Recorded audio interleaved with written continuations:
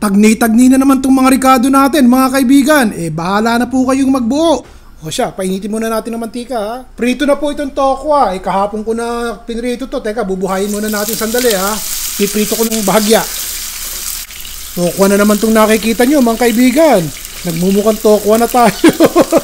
Ito lang po ang mura-mura eh. Pero pakiwari ko, magugustuhan nyo na po itong lulutuin ko. Iabot nyo na po yung tasa nyo, yung malukong nyo dito, ha, sa banggirahan at nang mabigyan kayo itong ulam pagkaluto habang mainit. Masarap pag mainit. Patayin na natin yan at okay na yan.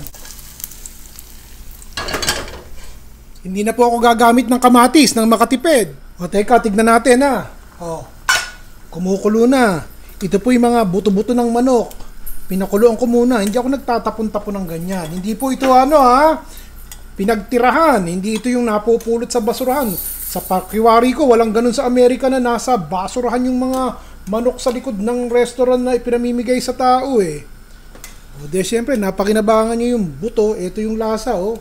Tinanggal na lang natin tong buto ng manok. Hindi ko po ipapakain to sa asot. Matalas yung mga yan, oh. Nakikita nyo po po yan? Nakakatusok yan ng bituka ng aso. Lagyan na po natin ng paminta at patisan na natin. O yan, may timpla na. Yan po kaldo natin. Ito yung manok talaga. Laman ng natin yung mantika. O, umpisahan po natin ng bawang. Laging bawang na inuuna ko at nang wala nang masabi yung mga kaibigan natin na bawang inuuna pag nagluluto. Yun ang nakagisnan eh. Huwag nyo nang baguhin. Pero talagang ako po, sibuyas talaga inuuna ko. Sibuyas. Toyoan nyo na po. 2 kutsarang toyo. 1 kutsarang patis. O ito po 2 piraso ng sayote. Sige, lutuin po natin yan. Tatakpan ko nang maluto yung sayote. Matagal maluto ang sayote eh. Aksaya sa gasol. O 2 minuto. Kahit pa paano lumambot-lambot na yung ating sayote. Lalagyan ko po ng ketchup. Walang kamatis eh. Katitik lang ha. 1 kutsarang ketchup. Sige, halo. Takpan ulit natin. Pagkatapos ng 1 pang minuto, malambot na po yung ating sayote. Malambot-lambot na. Babantuan ko na po nitong ating kaldo. Yan. 4 na tasa ng kaldo yan. Parang may sumamang buto. Napansin nyo ba? Parang may sumamang buto eh. Hayaan nyo na nga. Pakuluin po natin. Ayan, kumukulo na. Teka nga, tikman natin. Parang kulang sa alat. Konting patis ha. Bahala na kayong magpaalat. Haluin ko muna.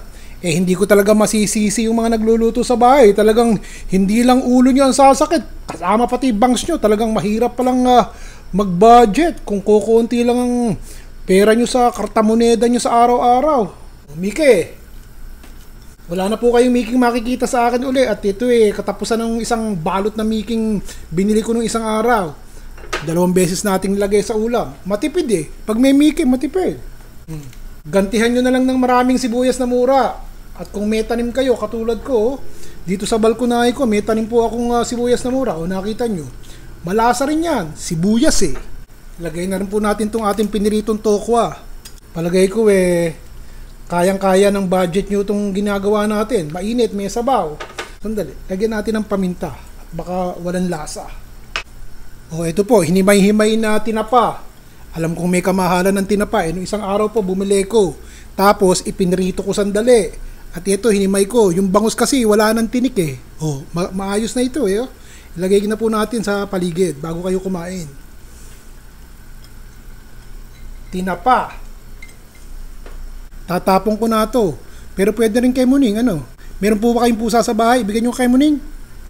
1 sandok lang ha. At patayin na natin yung apoy. Iabot nyo po sa akin yung malukong nyo dito sa banggirahan. At nang maabutan kayo, di ba sabi ko, masarap naman ang ulam kahit pa paano. Basta mainit at may sabaw. May toyo, may konting patis. Yun lang naman ang kinakailangan natin makakaraos. Akin na po yung malukong nyo.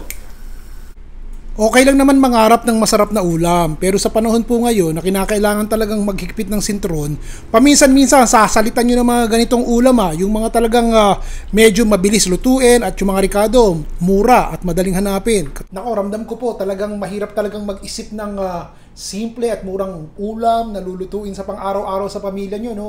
Kahit ako minsan nag-iisip din ano kaya ma-share ko sa aking mga kaibigan ngayon? Mahirap talaga. Basta ang sa akin po, ang nagbibigay sa akin ng motivation tsaka inspiration kung paano ako magluluto sa araw-araw, yung isinusulat nyo dito sa baba. So wag po kayo magsasawa. Hanggang sa susunod po, Ron Bilaro.